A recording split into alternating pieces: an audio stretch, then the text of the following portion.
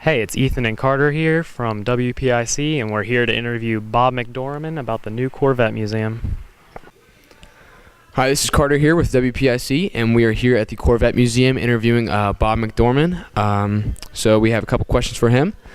First of all, Bob, what sparked your love for cars? Well, when I was a little kid, I played with cars in our driveway, and we had a gravel driveway. We couldn't have a paved driveway. And I'd get all tore up when the cars would come in. I had to put my toys away, and they'd run over top of them. And I've always loved cars. In fact, my father was an international harvester farm machinery dealer, and he was very successful. In 1955, he led the state of Ohio in tractor sales. And I only made him cry twice in my life was when I got married and when I quit working for him to go in the car business. I was in college at Muskingum College in New Concord, Ohio, and I got up one morning and I saw this real pretty, brand new 1951 Chartreuse Ford with a black vinyl roof. It was probably the sharpest Ford I've ever seen, and still is. And I went down through the dorm. I was the first student in the new dorm, and asking who had that car out in front. Well, the guy clear at the end of the dorm says, "Well, it's the guy next door to you, in the room next door to you." I went back up to his room and got him up out of bed. I said, "Where'd you get that car?" He says, "Well, my dad's a Ford dealer." I says, "God, are you ever living?" And from then on, I really wanted to be in the car business.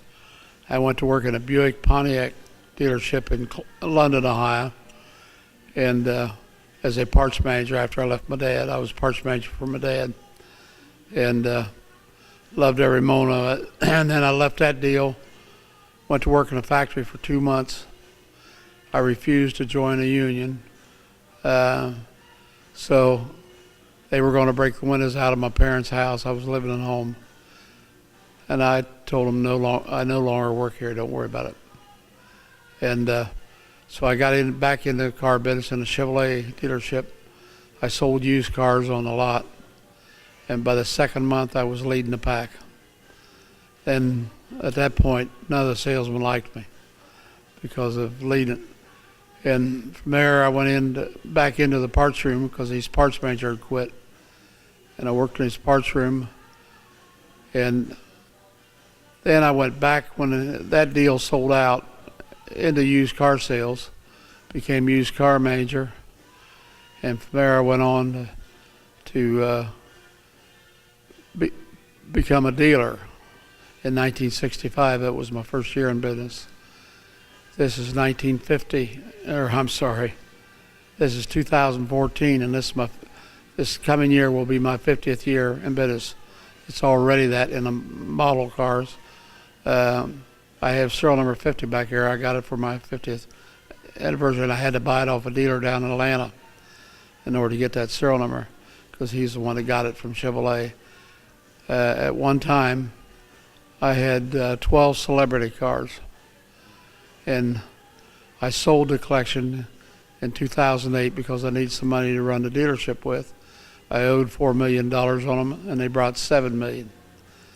And that enabled me to have operating capital. And the very next day, I bought the first car of this collection. In that first collection, or third collection I had about 160 cars in there, not just Chevrolets. But right now, I'm having about all Corvettes, with the exception of 8 or 10. Some of them are my ex-demos, and the rest of them are Corvettes. And I have rare Corvettes. I have 4 serial number 1 Corvettes now. Chevrolet never gave them to me. I bought them off of other people that had them. I have 3 serial number 2s, and 2 serial number 3s, and 1 serial number 4.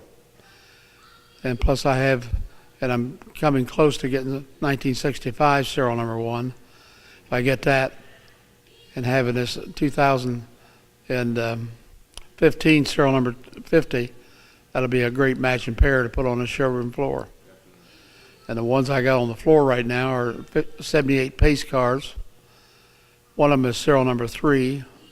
Al Unser's wife, I have a handwritten letter from her State they still have serial number 2 for winning the race at Indianapolis, and the museum's got serial number 1.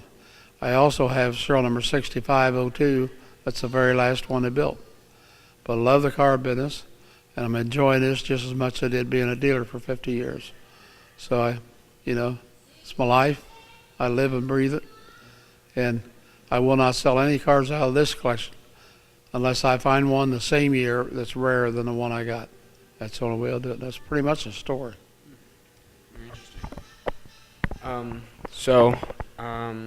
What was the first car that you really sparked your interest that you can really remember? First that started your collection? First favorite car? Truthfully, I don't know. I've had so many of them. If I get this 65 serial number 1 back, I used to own it. That was one of my early ones. I've always collected Corvettes. I had 12 celebrity cars at one time, and I can give you the information on that.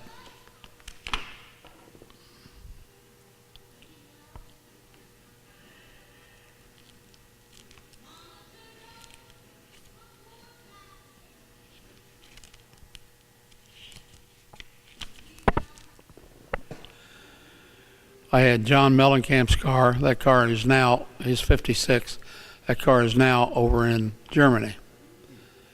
I had George Strait's 1958. Give you a little story about him. He put on a concert at the Ohio State University Stadium, and Chevrolet had the local Chevrolet dealers come in and meet him. And I pulled a picture out of my pocket, and I says, "Here's your car on this 58." And he says, "That's not my car. That may not be your car, but your name's on the title."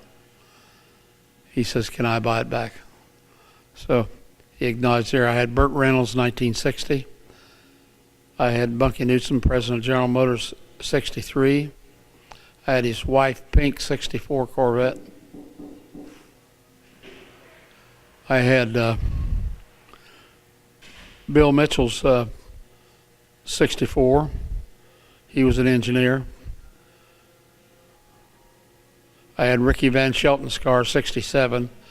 I talked to him personally about his car. And I had, can't read my own writing. Wait till I get my cheaters on here.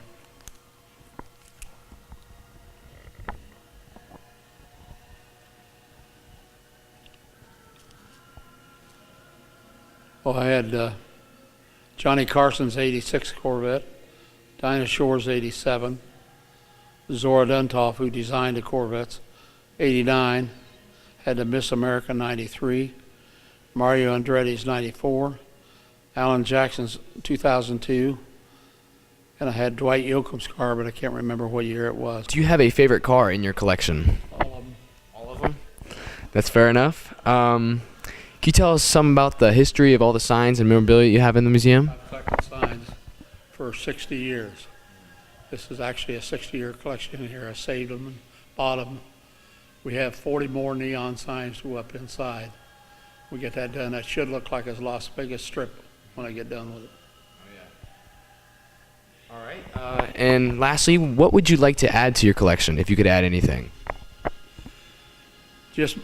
I won't add over 8 or 10 more cars because I'm going to keep a maximum of 50 cars in this building.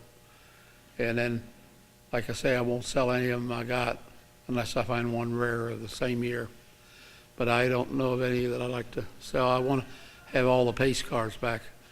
And I've got like these two here and in here, and I got serial number 186 out there, I think it is. And that's, I try to put rare stuff together like that, but there's not many of them made. That's great.